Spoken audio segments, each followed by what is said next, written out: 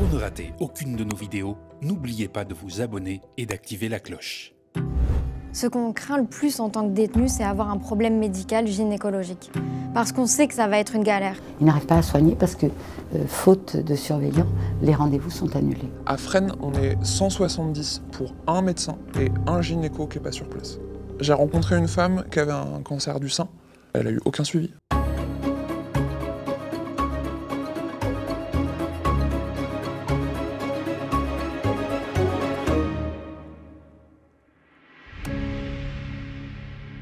En juin 2024, 2460 femmes étaient détenues dans les prisons françaises, représentant un peu moins de 3,5% de la population carcérale. Si la loi leur garantit des soins gynécologiques équivalents à ceux procurés à l'extérieur, dans la réalité, c'est une toute autre histoire.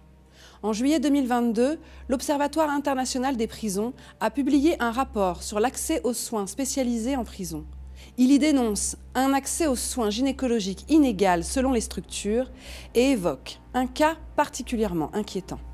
À son arrivée au centre de détention de Roanne, au début de l'année 2020, Laura B, âgée de 26 ans, demande à réaliser un frottis. Un précédent examen réalisé en 2018 ayant déjà révélé des anomalies bénignes à surveiller. La gynécologue en place, arguant de la jeunesse de la patiente et du précédent frottis pas si lointain, refuse de réaliser l'examen. Bénéficiant d'un aménagement de peine 1 an et demi plus tard, elle sort de prison et réalise un nouveau frottis. 10 jours après l'examen, elle reçoit un appel lui disant de revenir d'urgence au cabinet. On lui annonce alors qu'elle souffre d'un cancer du col de l'utérus. Elle est opérée en urgence 2 jours plus tard. Plus de la moitié du col de l'utérus est alors enlevé, afin de retirer l'entièreté des lésions. Que se serait-il passé si Laura était restée plus longtemps en détention? Ce témoignage rend compte d'une situation particulièrement grave. Pourtant, les moquements évoqués ne sont pas isolés.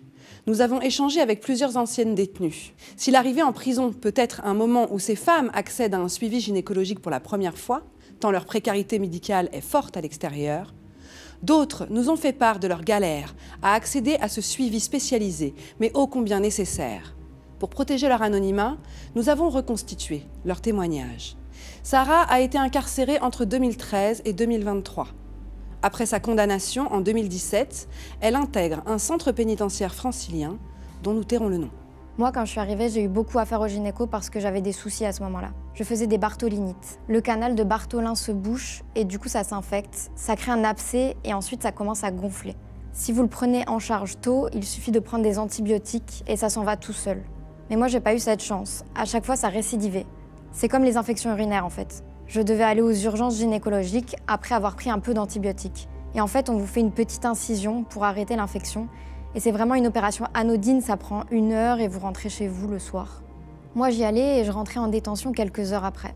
Ma gynéco était vraiment extraordinaire, mais certains collègues à elle ne nous auscultaient pas toujours. Il y a un vrai problème là-dessus en détention. Je sais pas pourquoi. On s'est toujours posé la question avec des copines. Un jour, j'avais un doute sur une bartholinite, ça commençait à venir et c'était pas encore infecté. Je commençais à avoir vraiment mal, j'ai vu un collègue de ma gynéco et il m'a même pas proposé de m'ausculter. Normalement, c'est la base. Lui, il m'a pas du tout touché, c'était juste oral. Et c'est arrivé à d'autres amis. Un témoignage qui fait bondir Dominique Simoneau, contrôleuse générale des lieux de privation de liberté. Un gynécologue qui refuse d'examiner une femme. Ah non, j'ai jamais entendu parler de ça. J'aurais bien aimé d'ailleurs. Je veux dire, il faut changer de métier, monsieur ou madame. Non mais, on dirait, non mais c'est complètement débile. C'est hallucinant, non? Vous savez, il y a une loi qui dit que les soins à l'intérieur doivent être les mêmes que ceux à l'extérieur. Donc voilà ce qu'on préconise, qu'ils soient les mêmes. Alors ils ne le sont pas. Quand on trouve des failles béantes, si j'avais eu la chance de tomber sur une gynécologue refusant d'examiner une femme, ce qui est quand même le comble de l'absurde, ça m'aurait fait tellement dresser les cheveux sur la tête que oui, ça aurait fait un truc gros comme ça dans nos recommandations. Mais tout ce qu'on recommande, c'est que le suivi soit aussi bon, excellent qu'à l'extérieur. Alors je sais que ça n'est pas le cas. Si l'absence d'auscultation est un des symptômes d'une prise en charge défaillante des femmes détenues, la première difficulté reste d'arriver à accéder à ce praticien spécialisé qu'est le gynécologue.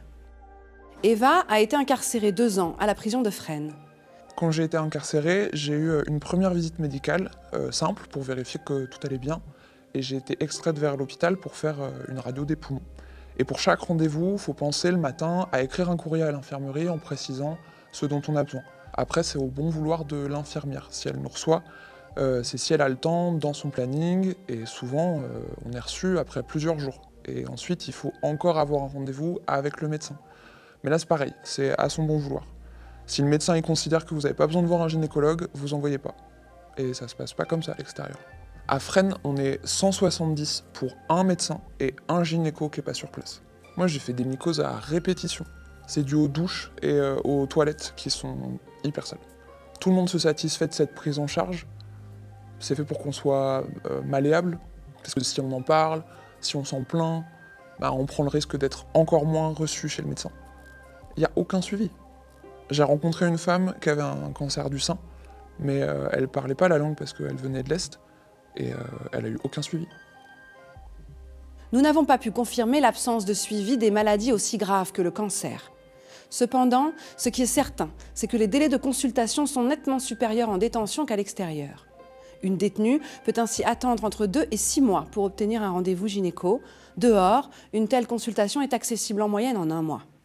Tout d'abord, les femmes incarcérées pâtissent de la pénurie nationale. Entre 2007 et 2020, la France a perdu 52,5% de ses gynécologues médicaux, soit une baisse de 1022 médecins spécialisés en 13 ans. Ainsi, au 1er janvier 2020, 12 départements de métropole n'avaient plus aucun gynécologue médical, soit 5 départements de plus qu'en 2018. En prison, c'est donc très difficile de combler les postes vacants, surtout dans les établissements mixtes. L'éloignement des structures pénitentiaires, couplé au manque de matériel dans les unités sanitaires, ne rendent pas les postes attractifs. C'est pour cela que des médecins généralistes sont habilités à effectuer des soins gynécologiques. Cela permet d'assurer le gros du suivi, tout en palliant la pénurie. Dans certains cas d'urgence ou pour des examens médicaux poussés, l'extraction vers l'hôpital s'avère nécessaire. Et là, le manque d'agents pénitentiaires vient compliquer les choses. Une pénurie de personnel qui impacte aussi l'accès des femmes détenues à l'unité médicale dans les établissements mixtes, car tout déplacement des femmes entraîne la gelée des déplacements des hommes. Ces pénuries de personnel sont directement liées à une surpopulation carcérale qui touche les femmes de plein fouet, et ce, malgré qu'elles soient en grande minorité dans les prisons françaises. À Nîmes, par exemple, il n'y a que 20 cellules pour 54 détenus. À Metz, 29 femmes se partagent 19 places dans 13 cellules. À Bordeaux-Gradignan, 52 femmes sont détenues malgré une capacité de seulement 30 places. C'est tellement stupide quand vous savez, puisque vous le savez, que le personnel médical ou pénitentiaire est contingenté selon le nombre de places théoriques et non selon le nombre de résidents de la prison. Ce qui fait que, évidemment, plus les détenus, la population carcérale monte, plus le ratio surveillants-détenus baisse. Et moi, j'ai vu des surveillants me raconter, ils ont commencé leur carrière, ils étaient 1 pour 50 détenus. Il y a des endroits où ils sont 1 pour 150. Et je crois que personne d'entre nous accepterait de voir son boulot triplé. Donc ça a les conséquences de... Vous savez, il n'y a pas que la médecine, les femmes, les hommes aussi d'ailleurs, mais les femmes plus spécialement parce que, pour ce qu'on disait pour les mouvements qui s'arrêtent en détention, etc., n'ont pas accès au travail, à l'enseignement, au sport, à la médecine. C'est parce qu'il n'y a pas assez de monde pour les y amener. Moi, il ne se passe pas de semaine où je ne reçoive pas, hommes et femmes confondus, des lettres de médecins qui travaillent en prison et qui se plaignent et qui sont désespérés. Ils n'arrivent pas à soigner. Ils n'arrivent pas à soigner parce que, faute de surveillants, les rendez-vous sont annulés. Ce problème de sous-effectif pousse l'administration pénitentiaire à hiérarchiser les mouvements. S'il n'y a pas d'urgence médicale absolue, les femmes doivent attendre leur tour, voyant leur rendez-vous s'annuler, sans être toujours repris derrière. Donc moi, je suis médecin généraliste depuis bientôt 8 ans sur la maison d'arrêt de Nîmes. Nîmes a la particularité d'être la maison d'arrêt la plus surpeuplée de France.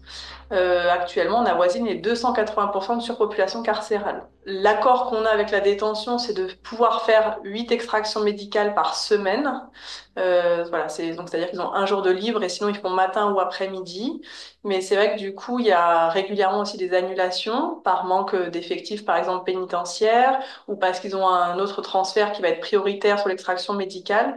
Donc forcément, à chaque fois, ça va entraîner une annulation qui va entraîner un report de la consultation. On est dans des délais entre 2 et 3 mois à peu près des rendez-vous. Donc ça, c'est vrai que c'est une complexité, l'extraction médicale. Et même pour la personne détenue, c'est pas forcément agréable non plus parce que du coup, elle va arriver sur l'hôpital menottée. Et aussi des difficultés sur le secret médical lors des extractions médicales parce que du coup, pour des raisons sécuritaires, on a souvent les agents pénitentiaires qui vont rester dans les salles de consultation. Pourtant, le code pénitentiaire est clair. L'administration pénitentiaire respecte le droit au secret médical des personnes détenues, ainsi que le secret de la consultation. Tout accouchement ou examen gynécologique se déroule sans entrave et hors la présence du personnel pénitentiaire afin de garantir le droit au respect de la dignité des femmes détenues. Mais la réalité est là encore loin du respect du droit. Quand vous êtes extraite à l'hôpital, une partie de votre dossier médical est transportée dans une enveloppe Kraft et cette enveloppe est donnée aux surveillants qui vous accompagnent, même si votre dossier est informatisé. Dessus, il y a marqué pourquoi vous êtes extraite ce jour-là. Officiellement, les agents n'ont pas le droit de lire, mais ils le font quand même. Ça m'est arrivé une fois, pendant une consultation gynécologique, qu'on ne veuille pas m'enlever mes entraves. L'argument, c'était de dire « c'est les ordres que j'ai reçus ». Souvent, ce qui se passe, c'est que les agents enlèvent les entraves, mais restent à côté de nous pendant le rendez-vous. Du coup, ils assistent à toute la consultation, sans forcément vouloir le faire volontairement ou par pure mesquinerie. Ils vont divulguer certaines informations, en parler avec des collègues ou avec d'autres détenus. Donc ils restent juste devant le bloc, avec la Charlotte et tout, ils assistent quand même à l'opération. En termes d'intimité, c'est terrible, vous avez la boule au ventre. Ce qu'on craint le plus en tant que détenu, c'est avoir un problème médical gynécologique. Parce qu'on sait que ça va être une galère. Ça m'est arrivé une fois ou deux et aussi à d'autres femmes de renoncer à des soins. Juste à cause de toutes ces contraintes-là. Les femmes, nous, la preuve qu'on se tient bien, on n'est que 3,5% de la population carcérale. La récompense de ça, c'est qu'il y a très peu de prisons pour femmes. Les femmes prisonnières sont disséminées sur le territoire. Elles ont moins de visites que les hommes. Elles sont plus loin de leurs proches. Et il se passe des choses qui ne devraient pas se passer. À savoir que, je prends le premier truc qui me vient à l'esprit en termes de gynéco. Je suis arrivée ici en octobre 2020, au contrôle général. Et c'est seulement en novembre 2020, je ne vais pas dire c'est grâce à moi, pas du tout, mais que tout le monde, toutes les femmes ont eu accès à 12 tampons gratuits par mois. Ce qui est d'ailleurs notoirement insuffisant, mais jusqu'à présent, quand elles n'avaient pas de quoi se les payer, c'était la débrouille. Elles se mettaient du papier journal, elles se fabriquaient des coupes menstruelles avec des bouteilles en plastique coupées. C'est dingue. Les femmes sont un peu les oubliées. Elles ont moins accès à tout. Beaucoup moins accès au travail, beaucoup moins accès aux ateliers. J'ai toujours trouvé que c'était la pire injustice qu'on puisse faire aux femmes. Et je trouve qu'il y a peu de voix, et je suis contente que vous soyez là, il y a peu de voix féminines ou féministes qui s'élèvent pour se porter aux côtés des femmes en prison. Ça me surprend beaucoup parce que, après tout, les femmes en prison sont une minorité. Les femmes en prison ont tous les atouts pour plaire aux féministes. Et je ne comprends pas pourquoi il y a si peu de protestations, de mouvements autour d'elles. On ne peut pas dire qu'on entende beaucoup parler des femmes en prison. Nous avons tenté d'interroger le ministère de la Justice sur la prise en charge des soins gynécologiques des femmes détenues, mais il n'a pas donné suite à notre demande d'échanger avec la direction de l'administration pénitentiaire.